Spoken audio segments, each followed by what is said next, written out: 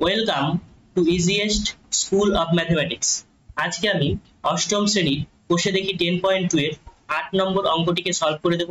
এর আগের কতগুলো পর্বে আমি 1 থেকে 7 পর্যন্ত সমস্ত অঙ্কগুলোকে সলভ করে দিয়েছি। তোমরা যদি ভিডিওগুলিকে দেখে না থাকো তাহলে আমার প্লেলিস্ট থেকে সেই সমস্ত ভিডিওগুলিকে দেখে নেবে। তাহলে দেখো এই অঙ্কটা কি বলেছে, একটি সংস্থা জাহাজ থেকে 10 দিনে জাহাজের মাল নামানোর বরাত পেয়েছে, মানে আমাকে জাহাজ থেকে মাল নামাতে হবে কয় দিনে, 10 দিন। সংস্থাটি তার জন্য 280 জন লোক নিয়োগ করেছে, তার মানে 10 দিনে 280 জন লোক নিয়োগ করেছে। 3 দিন পরে দেখা গেল কাজটির 1/4 অংশ সম্পূর্ণ হয়েছে, মানে 3 দিন পরে কি দেখতে পেলো যে 1/4 অংশ সম্পূর্ণ হয়েছে। আর কতজন লোক নিয়োগ করলে কাজটি সময় মতো শেষ হবে তা ত্রৈরাশিক পদ্ধতিতে হিসেব করে লিখি। তাহলে কি কি লিখতে হবে আমাদের, যে গণিতের ভাষার সমস্যাটি হলো সবার প্রথমে আমরা লিখছি যে অংশ, কত অংশ, তারপর হচ্ছে কয় দিন এবং লোক সংখ্যা।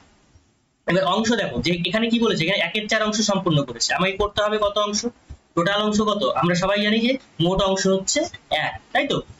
তাহলে আমরা কি কি জিনিস লিখবো, সবার প্রথমে লিখবো অংশ কত, তারপরে কি লিখবো দিন কত, তারপর হচ্ছে লোক সংখ্যা কত। এবার লোক সংখ্যাকে শেষে কেন লিখছি, তার কারণ আমাদেরকে বলেছে যে সময় মতো আর কতজন লোক নিয়োগ করলে কাজটি সময় মতো শেষ হবে, তার মানে এখানে আমরা লোক সংখ্যাকে আমরা সবার শেষে দেব।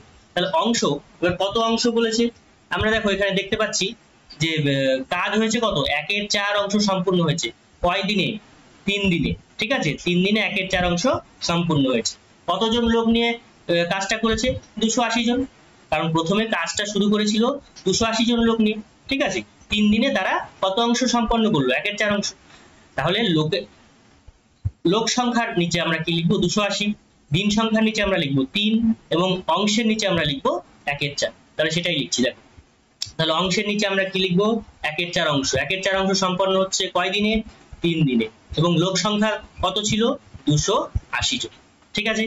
এবার তারপরে কি বলেছে যে বাকি কাজটা সম্পন্ন করতে হবে। তাহলে বাকি কাজটা কত, টোটাল আমরা জানি, সবাই জানি যে টোটাল অংশ হচ্ছে 1, তাহলে 1 - 1/4, তাহলে সমান সমান কত, বিয়োগ করলে 3/4 অংশ। তাহলে 3/4 অংশ পড়ে আছে, কত দিনে শেষ করতে হবে, 10 দিনের মধ্যে শেষ করতে হবে, তার মধ্যে 3 দিন চলে গেছে, তাহলে 10 - 3 সমান সমান 7।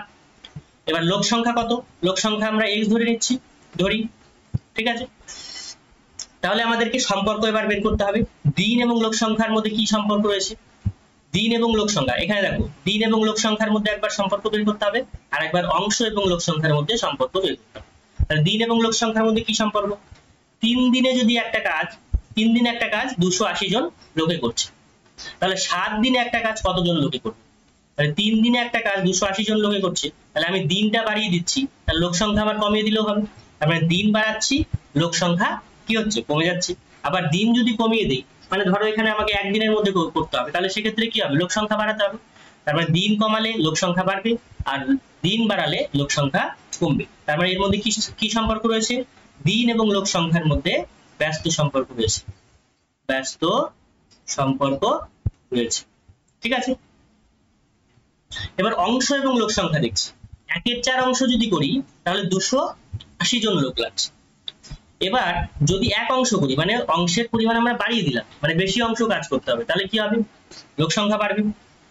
আবার কম অংশ যদি কাজ করি তাহলে সেক্ষেত্রে কি হবে, লোক সংখ্যা কমাতে হবে, তার মানে অংশ যত বাড়বে লোক সংখ্যা বাড়াতে হবে, অংশ যত কমানো হবে লোক সংখ্যা কমিয়ে দিলে হবে। তাহলে এরা পরস্পর কি হচ্ছে, এরা পরস্পর সরল সম্পর্কে রয়েছে, তাহলে অংশ এবং লোক সংখ্যা পরস্পর সরল সম্পর্কে রয়েছে, ঠিক আছে। তাহলে এবার নির্ণয় লোক সংখ্যা সমান সমান কত হবে, আমরা x এর উপরে কত রয়েছে, 280, 280 লিখছি, গুণন দিন এবং লোক সংখ্যা ব্যস্ত সম্পর্ক, তার মানে দিন 3 আর এখানে নিচে কত আছে 7, তাহলে ব্যস্ত সম্পর্ক হলে আমরা কি বলেছিলাম, যেরকম সিকোয়েন্স আছে সেরকমই থাকবে, তাহলে 3/7, উপরে 3 নিচে 7। আর পরেরটা কি আছে, অংশ এবং লোক সংখ্যা, এই যে অংশ এবং লোক সংখ্যা এর মধ্যে কি রয়েছে, সরল সম্পর্ক, সরল সম্পর্কের ক্ষেত্রে কি হবে, সিকোয়েন্সটা উল্টে যাবে। তাহলে নিচে কি আছে 3/4 আর উপরে আছে 1/3, তারপরে নিচেরটাকে উপরে লিখবো, উপরেরটাকে নিচে লিখবো, তাহলে 3/4 ডিভাইডেড বাই 1/4, ঠিক আছে। তাহলে কাটাকাটি করো, 280 গুণন 3/7 গুণন 3/4, হ্যাঁ একটা লম্বা দাগ আছে, তার মানে এবার এটা আবার উল্টে যাবে, তাহলে 4/1, ঠিক আছে, 4 কেটে গেল।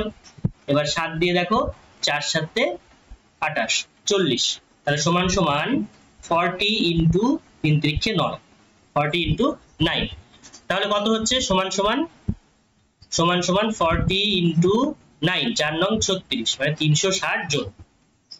এবার 360 জন লোক লাগবে, কিন্তু এখানে প্রশ্নে কি বলেছে, প্রশ্নে দেখো বলেছে যে আর কতজন লোক নিয়োগ করতে হবে, তার মানে অলরেডি আমার 280 জন ছিল, আমার লাগবে কত 360 জন, তাহলে অতএব 360 মাইনাস 280 বিয়োগ করলে কত হচ্ছে সমান সমান 80, ঠিক আছে। তার মানে 80 জন লোক, 80 জন অতিরিক্ত লোক নিযুক্ত করতে হবে, লোক নিযুক্ত করতে হবে, ঠিক আছে। আর তোমাদের এখানে কোনো বুঝতে সমস্যা হলে কমেন্ট বক্সে কমেন্ট করে জানাবে, আর ভিডিওটি ভালো লাগলে অবশ্যই তোমরা লাইক শেয়ার এবং সাবস্ক্রাইব করবে। Thank you.